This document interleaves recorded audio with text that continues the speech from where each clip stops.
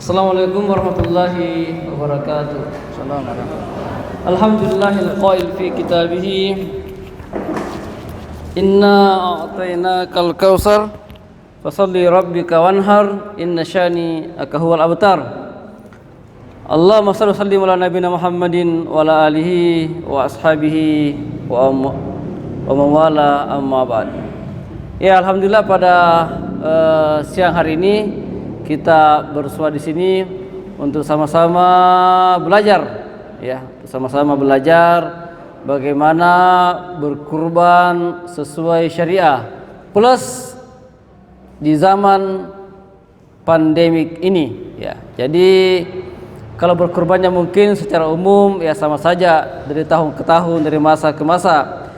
Tapi karena ini masa pandemi sehingga ada perlakuan khusus, ya, atau ada tata cara khusus bagaimana berkurban di masa pandemik, ya. Ya, kita pada hari ini dikasih tema manajemen pengolahan kurban di masa pandemi COVID-19, kerjasama Kantor Urusan Agama Kecamatan Allah dengan Basnas Kabupaten Nrekang, ya. Ini materi saya terkait dengan bagaimana memperlakukan hewan kurban, ya, yang semestinya, ya. Ya, 5 prinsip dalam kesejahteraan hewan, ya, berlaku ihsan kepadanya, bebas dari rasa lapar dan haus, ya. Jadi sebelum dipotong itu hewan, ya, jangan terlalu lama dikasih puasa, ya, maksimal 12 jam, ya, boleh tak dikasih makan sekira 8 jam atau tidak dikasih minum sekira 5 jam sebelum disembelih, karena katanya ada juga itu pemahaman bahwasanya daging yang baik itu adalah ketika hewannya berpuasa sejenak sebelum disembelih. Itu bisa jadi benar, tapi harus diteliti lebih dalam. Bebas dari rasa tidak nyaman, ya, jangan dibuat tidak nyaman seperti diangkut dari perjalanan yang jauh sampai di tujuan langsung disembelih, ya, jangan, tapi dikasih dulu waktu istirahat kemudian disembelih. Ya, tidak sakit dan tidak luka, juga tidak berpenyakitan, ya. Kemudian tidak takut, ya, enggak ditakut-takuti sehingga dia tidak stres dan bebas mengekspresikan perilaku alaminya, ya. Ini dipahami ini. Ini cara menaikkan hewan ke atas kendaraan. Ini caranya ini. Jangan dikasih lompat, ya. Lompat tinggi, tidak boleh. Kasihan hewannya, ya. Nah, ini cara memasukkan hewan di atas mobil. Ini yang bagus, yang tepat itu yang ada centangnya itu, ya. Itu salah tuh masak kambing ini begitu. Sering tuh saya lihat itu kambing basah dulu begitu tuh. Dibuat seperti itu kambing basah pula ini kemarin di bawah itu dibikinkan kota-kota kecil, diangkut pakai motor. Ah, itu nggak tepat, itu tidak boleh, itu menyiksa hewan itu. Makanya kemarin itu ada kambing basnas dibagi-bagikan di Nrekang. Ketika dibagikan bunting, pas setelah dibagikan mati, katanya stres, karena itu perlakuannya tidak tepat, ya. Itu yang kali itu tidak tepat, salah artinya, ya. Apalagi begini, wah, ini parah lagi nih. Waduh, itu luar biasa itu, Pak, ya. Hewannya seperti itu, ya, dibonceng, ya, luar biasa, ya. Kalau ngamuk itu biar diangkat itu motornya, ya. Ya, tidak tepat, ya. Ini salah ini, ya, tidak tepat. Ini juga nggak tepat ini, ya. Menurunkan hewan dengan disuruh lompat tinggi, ya, tidak boleh, ya. Yang tepat itu disediakan gundukan pasir, tanah atau semacamnya, ya, sehingga ketika dia lompat itu dia tidak ketakutan dan nyaman, ya. Ya. Syarat minimal kandang hewan kurban, memiliki peneduh yang melindungi hewan, memiliki pembatas pagar, memiliki tempat makan dan minum. Ya, saya kira ini sudah umum ini. Ya, jangan dikasih menderita hewannya. Ini kandang penampungan ya. Terlalu sesat juga nggak bagus ya. Sehat, ini syarat kurban ya, sehat, tidak cacat, ya, cukup umur dan tidak kurus. Ya, artinya disunahkan yang gemuk ya, tapi kalau tidak terlalu gemuk pun nggak apa-apa, yang penting jangan terlalu kurus atau jangan kurus ya. Kurus itu kalau kelihatan tulang rusuknya ya, kempes perutnya dan tulang rusuk kelihatan ya, terlalu jelas, maka jangan dikurbankan sapi yang seperti itu. Disimpan saja, dikasih makan, tahun depan baru dikurbankan ya. Ini ciri hewan yang sehat: aktif bergerak, saling menaiki, nafsu makan baik, rambut bulu tidak kusam, cermin hidung basah, mata bersinar, mulut hidung dan anus bersih ya. Ya, ini ada hewan yang sakit dan yang sehat. Ini yang sakit cermin hidungnya basah ya, artinya dia makan dan terus air hidungnya keluar ya. Ini sehatnya, suhunya tidak cacat ya. Mempengaruhi juga ini, ternyata testisnya di belakang itu, coba lihat itu. Ada 2 biji, ada 1 biji. Ada juga itu orang yang dibuang testisnya supaya cepat besar badannya. Itu tidak sempurna berarti kurbannya kalau begitu ya. Dilihat itu dipegang-pegang dulu, kalau 2 biji aman. Kalau 1 biji bahaya, ini kurangi. Sama juga dengan orang, laki-laki juga kalau 1 biji enggak sempurna itu ya. Harus 2 biji ya baru sempurna. Ya. Matanya oke, jangan terlalu kelihatan matanya rusak ya atau buta. Cukup umur ya. Ada prioritas sekarang, pertama adalah musinnah. Ini diutamakan, yang musinnah adalah sudah ganti gigi, kira-kira umurnya 24 bulan kalau sapi. Karena lebih stabil pertumbuhannya, sudah maksimal. Bisa menyusut bebeknya tapi tidak terlalu banyak ya. Pilihan kedua, Tsania, adalah ini kalau kambing sekitar setahun ya, kalau sapi sekitar 24 bulan, kalau onta sekitar 5 tahun. Ya, itu standarnya, itu standar umurnya. Kambing 1 tahun, sapi 2 tahun, onta 5 tahun. Di sini ada onta. Tsania, usianya lebih daripada 12 bulan ya, atau kambing atau domba atau sapi 24 bulan samalah ya. Ya, ganti gigi ya. Jadi gigi juga menjadi patokan melihat hewan. Kalau gigi sudah ganti maka sudah bisa dikurbankan. Ya. Ini nih cukup umur. Syarat hewan kurban, cara mengecek umurnya adalah dengan melihat giginya. Lihat giginya. Kalau giginya sudah berganti berarti sudah bisa dikurbankan. Ini kambing atau domba. Ya. Ini yang kurus dan yang gemuk. Ini kurus semua ini. Kalau begini jangan dikurbankan, kasihan ya. Kasihan sekali kalau begini dikurbankan. Apanya mau dimakan? Ya. Tinggal makan kulit dengan tulangnya saja. Kita mau makan dagingnya ya. Jadi kalau begini bagaimana caranya? Pertama, dikasih obat cacing. Ya, yang kedua dikasih makan banyak-banyak, tahun depan baru dikurbankan ya. Cara memilih ya, tidak kurus ya. Itu ini kalau domba kan bulunya tebal, jadi dipegang dulu, kalau dagingnya ada berarti bagus, berarti itu dikurbankan. Karena jangan-jangan bulunya tebal, dagingnya enggak ada. Makanya dipegang dulu ya, dipegang. Ya. Diutamakan berjenis kelamin jantan. Bolehkah kurban dengan betina? Ya boleh saja. Tapi ya diutamakan, mustahab, disukai adalah yang jantan ya.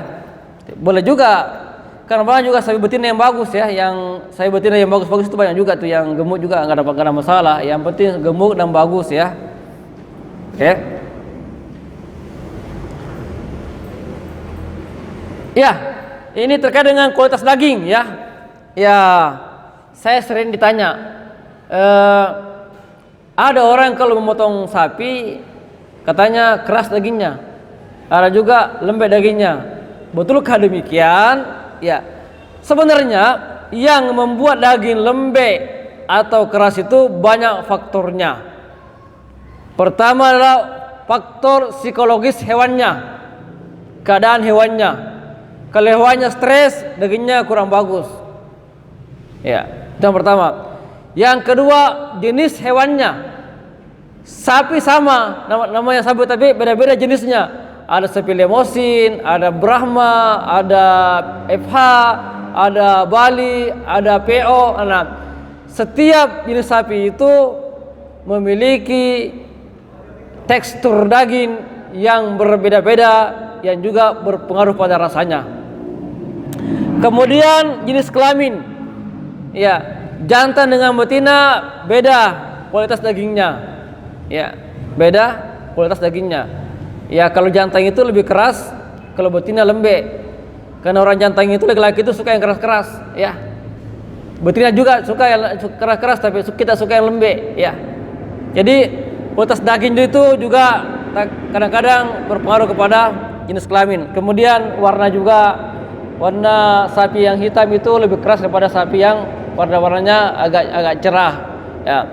Kemudian makanannya juga mempengaruhi. Makanannya kalau dedak saja atau dicampur garam atau dicampur yang lainnya itu beda dengan makanannya rumput-rumput di alam liar dan seterusnya, ya. Kualitas daging sangat berpengaruh kepada jenis makanan. Termasuk musim kemarau dan musim hujan itu beda jenis dagingnya. Begitu ya.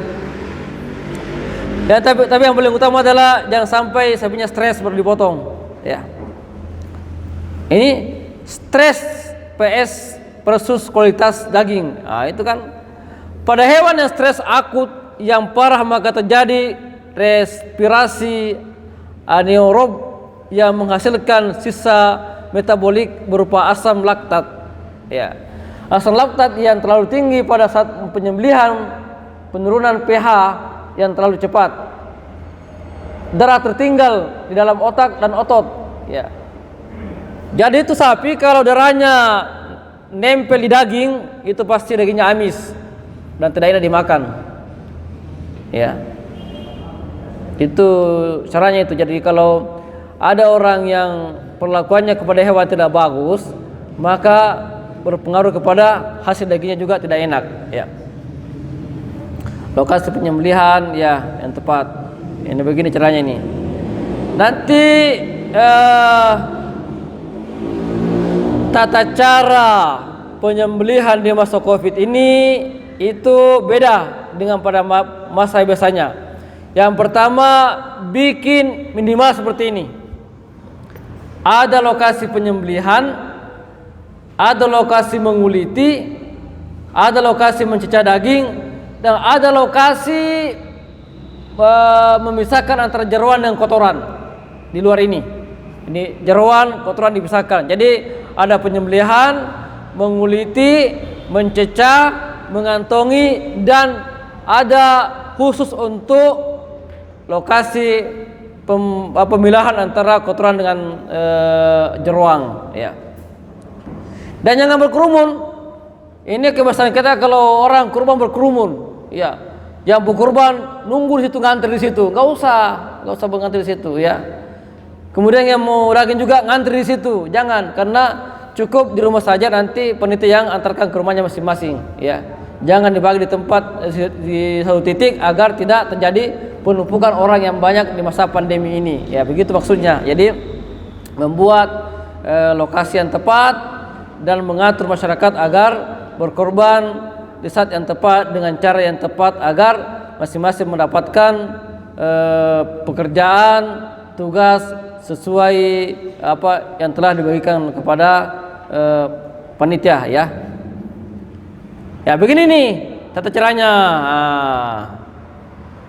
ada penyembelihannya, ada tempat ada tempat pembagiannya dan mencicahnya. Ini talinya, ini tali jerami dia lakukan, dia pakai tali jerami. Boleh juga, ini bagus kalau ada, tapi sini jarang kayaknya. Di kemudian kita pakai tali nilon ya. Ya.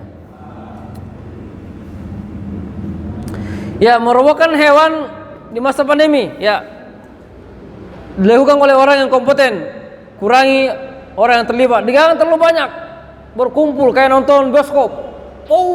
Satu kampung turun untuk menyaksikan satu ekor sapi dipotong. Ya, jangan ya. Itu di masa pandemi ini kita jarang berkumpul, ya. Kalau mau satu orang khusus video, kemudian di-share ke satu kampung, ya. Di rumah saja, begini, atau shooting pakai Facebook, ya. Di rumah saja nonton, begini cara memotong orang potong sapi di sana. Jadi tidak usah lagi ngumpul di satu titik untuk menonton orang potong sapi. Ya, jangan, ya. Sesuaikan dengan karakteristik hewan, pastikan semua orang terlibat dalam kondisi sehat, hindari penggunaan pakaian yang terang dan mencolok, ya. Social distancing, jaga jarak, pakai masker dan cuci tangan, ya. Oke. Ini bahasa sapi yang ada, ya. Ada yang netral, ada yang antagonis, ada submisif, ya. Ada semua ini ciri-cirinya ini. Kalau melihat hewan ngamuk kah, marah, biasa-biasa saja, santai, ya. Ini lihat nih, ya. Lihat ini kepalanya, ya. Jangan macam-macam kalau lagi mau ngamuk, ya. Kita disolok gitu bisa mati kita. Sapi memiliki penglihatan dikromatik, masih mampu membedakan warna dengan gelombang panjang, ya. Teknik merubuhkan sapi, kambing domba, metode rope, squeeze, dan metode barley. Begini nih caranya nih. Bisa ya dipahami? Teknik merobohkan sapi. Bisa nggak seperti ini? Ada yang bisa?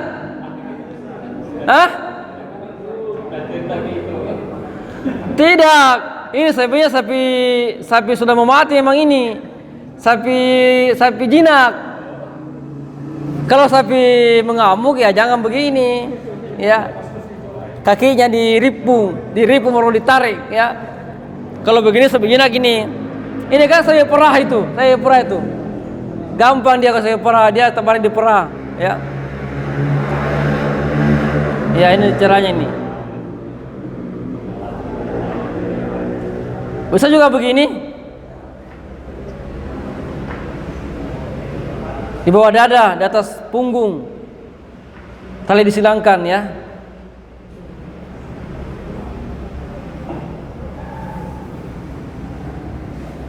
Ini kalau ini kambing seperti ini. Kambing nggak usah diripung kalau kambing. Ini saya lihat orang di kampung itu biasanya kalau potong kambing, masya Allah sampai 70 orang, ya, yang menonton, ya. 7 orang yang mengikat, padahal 1 orang saja sebenarnya, ya.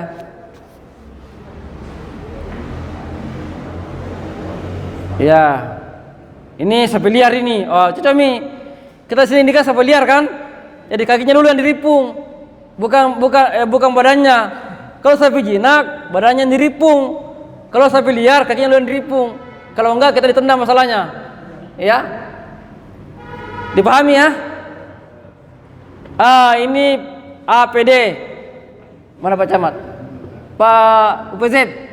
Nanti yang terlibat dalam prosesi pemotongan hewan kurban sebaiknya pakai ini, ya. Pakai alat pelindung diri.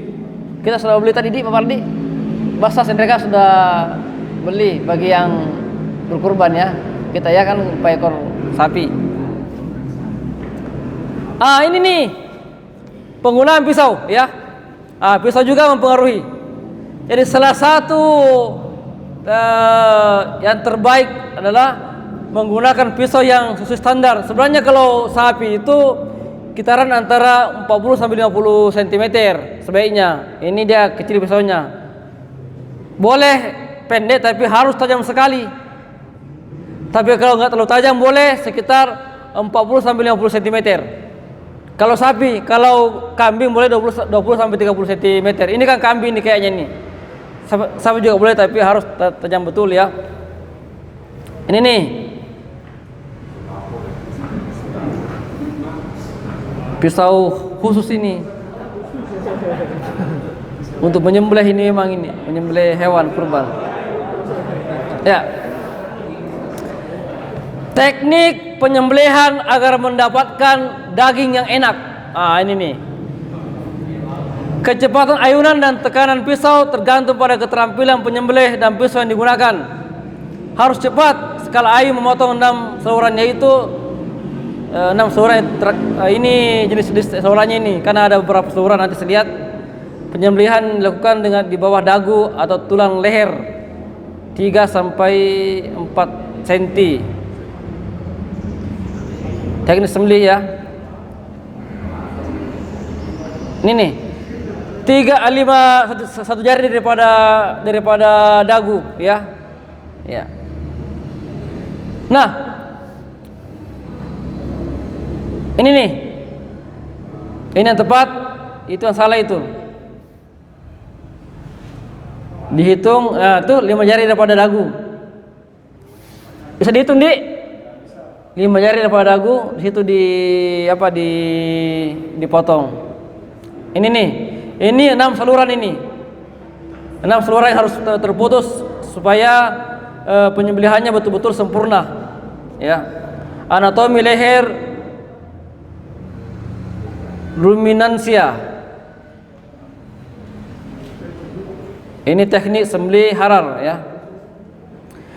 Mengoperasikan pisau sesuai dengan persyaratan teknik penyembelihan hewan sambil menahan posisi pisau tetap menempel pada sayatan. Lakukan pemeriksaan apakah tenggorokan dan buluh darah sudah terpotong. Pada posisi pisau yang masih menempel pada sayatan dapat dilakukan penyayatan maju mundur maksimal 3 kali jika terdapat saluran-saluran yang belum terpotong. Ya.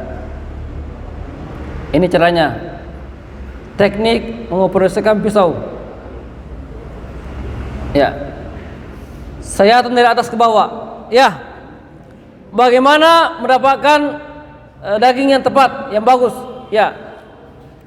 Tadi kan sudah kita pelajari bahwasanya daging yang enak gitu adalah daging yang darah tidak menempel. Nah, salah satu cara yang tepat untuk menyembelih agar darah tidak menempel di daging adalah dipotong, disembelih ketika hewannya sedang menarik napas. Paham ya? Ayo. Itu namanya bernapas. Begitu dia ternapas langsung didorong. Kenapa? Supaya setelah dipotong keluar napasnya bersamaan dengan darah-darahnya sekalian, sehingga darah yang ada di tubuh itu semuanya keluar. Saya ulangi, teknik pemotongan yang terbaik adalah menyembelih, mendorong pisau ketika hewan sedang bernapas. Karena diharapkan begitu selesai bernapas, keluar napasnya bersamaan dengan darahnya sekalian. Dia ketika menarik napas, disembelih, kemudian dia nanti lemparkan napasnya sekaligus dengan darahnya. Diutamakan daripada atas ke bawah. Diutamakan dari atas ke bawah, menggenggam pisau dengan arah ujung pisau mengarah ke bawah depan, menggerakkan pisau dari atas ke bawah kanan kiri dengan sekali gerakan atau maksimal 3 kali gerakan tanpa mengangkat pisau dari bidang sayatan. Harus ada ruang kosong di bawah leher agar pisau dapat digerakkan dengan leluasa. Ya. Ini tekniknya orang tua kita ini katanya. Orang tua kita bilang kalau kita menyembelih dengan mendorong itu, yang pertama untuk darah untuk tanah, ditarik ke atas daging untuk manusia. Itu katanya kajian tasawufnya. Ini untuk darah, tanah untuk tanah, tarik ke atas untuk daging dan manusia. Boleh juga sebenarnya, masuk akal juga ya. Tapi itu sebenarnya itu ya ijtihad aja sebenarnya. Tapi tempat dalam memang bagusnya didorong ke bawah. Ya. Bolehkah ditarik ke atas? Ya boleh juga. Dari bawah ke atas juga boleh. Tapi kalau saya sarankan sebaiknya dari atas ke bawah, karena itu mempengaruhi kualitas dagingnya. Yang enak itu adalah kebanyakan dari atas ke bawah. Laki-laki suka di atas baru ke bawah. Ya. Oke? Ya, ini apa yang kurang tepat pada penyembelihan ini? Ya tidak tepatlah, salah ini begini caranya. Terlalu banyak orang di situ. Ini juga. Wah, apalagi ini sampai terpotong. Wah, nggak tepat ini, tidak boleh. Ini juga. Masa begitu caranya? Ini juga menyiksa, terlalu menyiksa. Ya, ini nih kalau tempatnya sudah ada begini penyembelihannya. Ada begini. Apa ini? Aduh, ini kuliah ini orang di mereka masih ada begini. Masa orang mau sembelih sapi ada bawa dupa-dupa, bawa api, bawa kemenyan, untuk apa itu? Bawa beras, bawa gula merah, untuk apa itu, Babar? Tahu. Hah? Kenapa begitu? Iya, di mereka begitu. Masih ada, tapi di daerah orang Kelupi ini, masa ada kemenyannya, ada apinya, ada arangnya, ada gulanya, ada berasnya, ada kelapanya. Untuk apa itu? Oh, kelapa kali ya? Atau mungkin itu gulanya mau dicampur dengan daging? Ada maknanya semua itu. Oh, iya. Butuh bapak, sekolah dulu. Ya, ini hindarinya. Jangan melakukan ritual. Besok saya isi di rekam besok. Jangan melakukan ritual yang tidak ada dalam syariat. Memperlama proses dan membuat hewan stres. Satu lagi Bapak ya. Hindari itu menyiksa hewan sebelum dipotong hanya karena mau diharapkan ke kiblat. Ini semua ini. Allahul musta'an. Ya, tidak boleh begini ya. Saya tidak boleh di sini yang sudah hadir begini menyembelih hewan seperti ini. Awas ya kalau saya dengarkan ada begitu ya. Saya pecat jadi imam, saya pecat jadi algojo. Jangan ya, jangan Bapak ya. Jangankan begini ya, menyeret hewan yang sudah diikat hanya untuk mengharapkan ke kiblat itu tidak boleh. Mau ke timur, ke barat, ke selatan, nggak ada masalah. Yang penting jangan diharapkan ke kiblat, jangan dipaksa ke kiblat. Hewan-hewan yang sudah diikat itu, jangan dipaksa, kasihan. Saya pernah menyaksikan itu hewan diseret sampai bermeter-meter hanya untuk mendapatkan ke kiblat. Nggak usah. Iya, nggak usah. Boleh ke kiblat tapi jangan dipaksa. Karena itu tidak wajib hukumnya untuk menghadap ke kiblat, tidak ada itu. Tidak ada kewajibannya untuk menghadapkan ke kiblat, ya. Hanya mustahab diutamakan, afdal sebaiknya, tapi jangan dipaksa, ya. Jangan menyeret hewan sampai mati hanya karena ke kiblat. Ini begini caranya. Ya. Ini TPH nih. Ini TPH. Ada tempat pemotongan hewan begini. Ya, ini darahnya ditampung di lubang tanah dan digali dan nanti ditutup kembali pengurus. Ya, terakhir ya. Untuk ibu juga ini, bagaimana mendapatkan daging yang enak? Ya, pertama kalau enak, daging dimasak setelah 8 jam proses penyembelihan atau 8 jam setelah hewan disembelih baru dimasak. Berapa? 8 jam setelah disembelih baru dimasak. Kenapa demikian? Karena tekstur daging itu baru menyatu serat-seratnya setelah berusia 8 jam. Kan ada seratnya itu 8 jam baru menyatu. Ya, itu yang pertama. Yang kedua, jika mau enak dimasak, ini dimasak. Kita kan suka makan kondro atau sop. Ya adalah khususnya tulang ini atau cemba dan seterusnya. Direbus antara 15 sampai 30 menit. Kemudian dibuang airnya, dimasak lagi, masukkan bumbu baru dimakan. Pasti tidak amis. Ini terinya orang Jepang. Kalau masak itu direbus dulu, dibuang kuahnya, kemudian dimasak lagi, baru dimasukkan kuah. Hilangin juga lemaknya, bisa menamakan orang tua. Hilangin juga baunya, enak rasanya, dan insya Allah rasanya juga empuk. Nah, itu teorinya memasak dengan enak dan tidak bau amis. Semoga bermanfaat. Nanti kita diskusikan pada waktu-waktu. Wassalamualaikum warahmatullahi wabarakatuh.